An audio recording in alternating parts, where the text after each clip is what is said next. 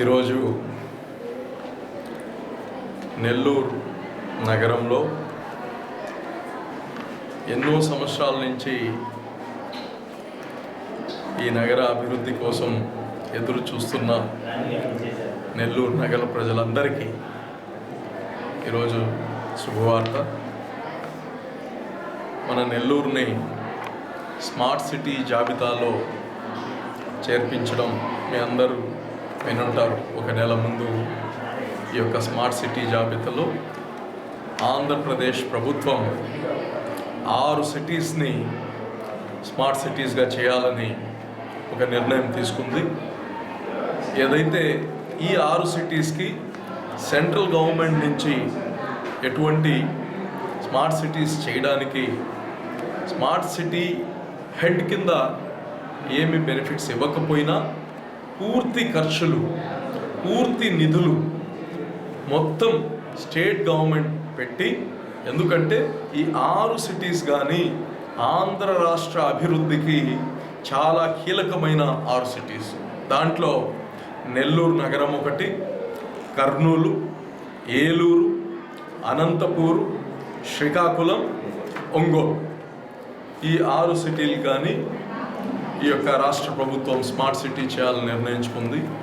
ఈ 6 సిటీస్ కానీ ఒక స్పెషల్ పర్పస్ వెహికల్, ఎస్పీవి అంటారు. అంటే ఆంధ్రప్రదేశ్ ప్రభుత్వం 50%, సపోజ్ నెల్లూరు నగరం నుంచి ఈరోజు మనము Nellore smart city corporation limited అని ఒక కంపెనీ ఫామ్ చేశాం.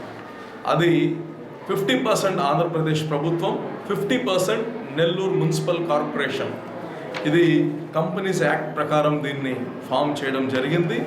దీంట్లో ప్రతి ఏడా వచ్చే 3 సంవత్సరాలకి ప్రభుత్వం 33 కోట్ల రూపాయలు ప్రతి సంవత్సరము దీంట్లో ఇన్ఫ్యూజ్ చేస్తుంది.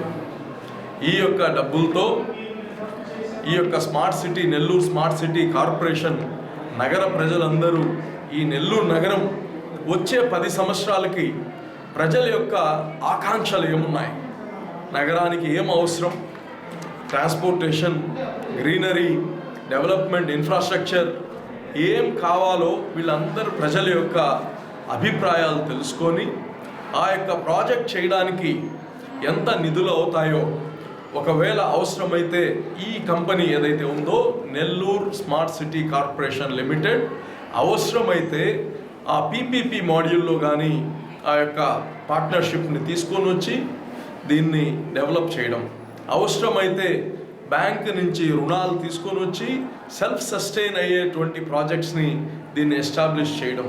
నెల్లూరు నగరానికి ఈ యొక్క స్మార్ట్ సిటీ అవడానికి పూర్తిగా నిపుణుల ద్వారా వాళ్ళని ఇక్కడ పెట్టి ఈ నగరానికి ఎటువంటి డిజైన్స్ చేస్తే బాగుంటుంది, రేపటి నుంచి వీళ్ళు ప్రజల లోపల వెళ్ళి ఈరోజు రెసిడెన్షియల్ వెల్ఫేర్ అసోసియేషన్ దగ్గరికి వెళ్ళి మీ అవసరాలు ఏమున్నాయి, నగరానికి ఎలా చూస్తే బాగుంటుంది, ఏం అవసరం ఉంది, నగరాల్లో ఉండే ప్రజల యొక్క ఆలోచనలు బట్టి ఈ యొక్క నగరాన్ని డిజైన్ చేయడానికి ఈ యొక్క స్మార్ట్ సిటీ తయారవుతుంది.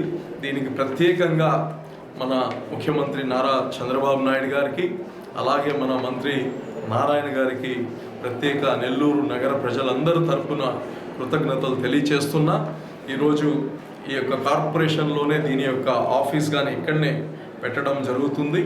అది ఈరోజు నేను చూడడానికి వచ్చాను. వీళ్ళకి కావాల్సిన ప్రతిదీ కానీ కార్పొరేషన్, ఎందుకంటే కార్పొరేషన్ సగభాగం, స్టేట్ గవర్నమెంట్ సగభాగం దీంట్లో.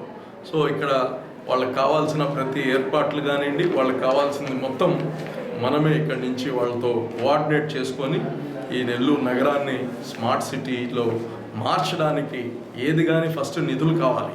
ఆ నిధులు రావడానికి ఇది ఒక ప్రక్రియ తయారు చేశారు.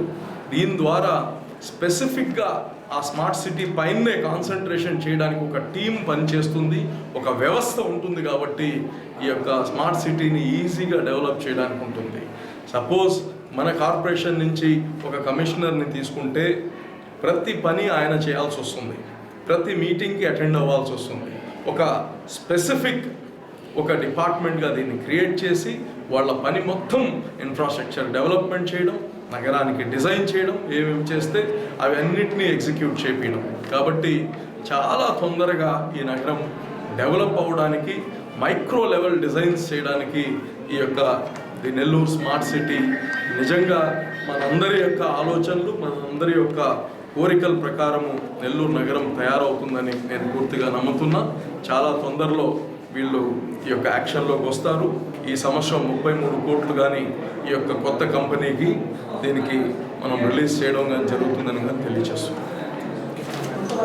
Can also